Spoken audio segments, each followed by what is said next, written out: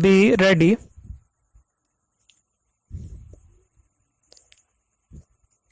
5 seconds. Start. I am happy to be here for the 29th Accountants General Conference. This is the right occasion and opportunity to introspect and deliberate on what needs to be done to further our mission of promoting accountability, transparency, and good governance. The theme of this year's conference is Auditing and Accounting in a Digital Era. This is extremely relevant today when the government is making great strides in ushering in Digital India. I see a great confluence in your work and the objectives of Digital India. Ladies and gentlemen, the institution of the Comptroller and Auditor General plays a vital role in holding governments to account, ensuring transparency of operations and promoting good governance. You, by virtue of your vested authority and professionalism, possesses the skill to ask the right questions.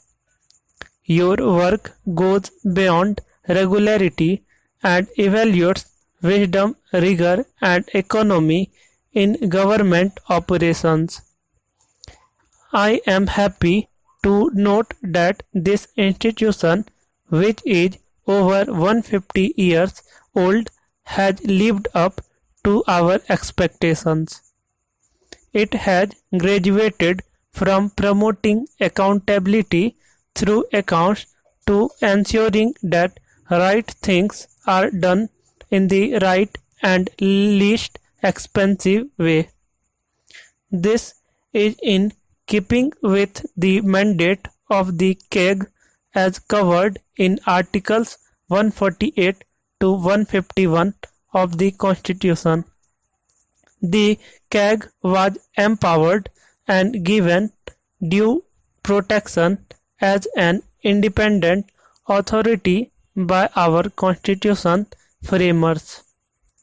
The broad mandate and range of audit assignments, transactions, and operations, as well as the expertise required for a thorough analysis, is challenging. You have always risen to the occasion. You are not a mere keeper of national accounts, but a conscience keeper to the nation and a key partner in India's progress. It may be appropriate here to recall the words of President Woodrow Wilson in the context of the United States. He once said that the vigilant oversight of administration is as important as legislation. Through your financial compliance and performance audits, you have been providing valuable oversight on operations and giving recommendations for improvement. It is time the institution thinks of giving insight and foresight as well. I am happy to learn that the institution of CAG has come out with a data management policy and is increasingly using data analytics in its audit work. Through the use of data analytic techniques, you can assist in not only giving insights for the present but also aid in providing credible forecasts. With the tools appropriate to managing and examining the expanding data in a digital economy, you are rightly positioned to anticipate long-term trends and emerging issues related to the economy, education, health, environment, national security, among others. These warrant the attention of lawmakers and the executive. Ladies and gentlemen, a government department is an organic entity. It has a soul and a goal, a core philosophy, an ideal, and a mind of its own. It has a physiology with several members doing assigned tasks and appropriate systems that control the activities. Any breakdown or deficiency in service is symptomatic of vulnerability in the system.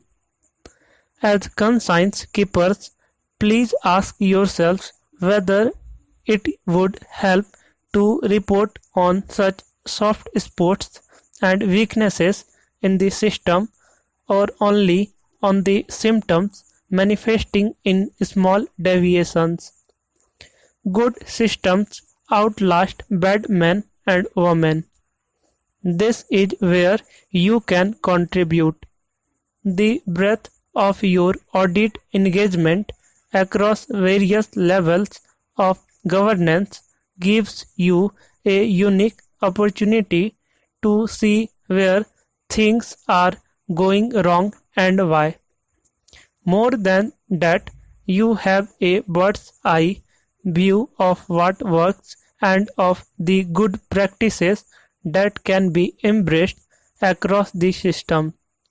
When such good practices are highlighted in your reports, it not only encourages the executive, it is also a guiding light for others.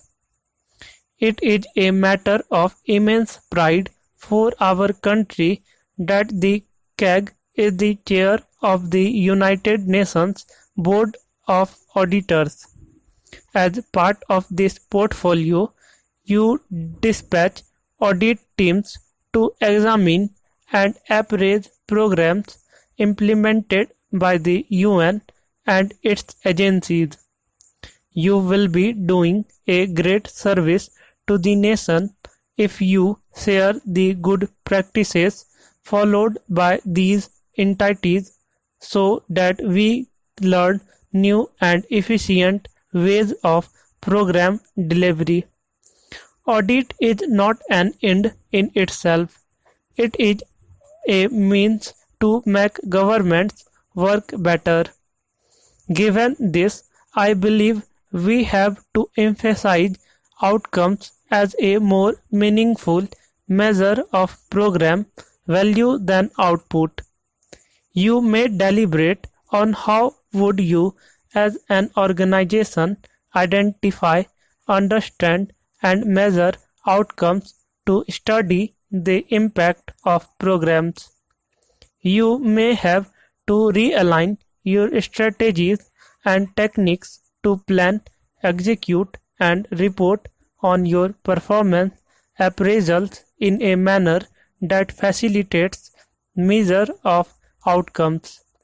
Such a study of program effectiveness would be a big boon to policy makers.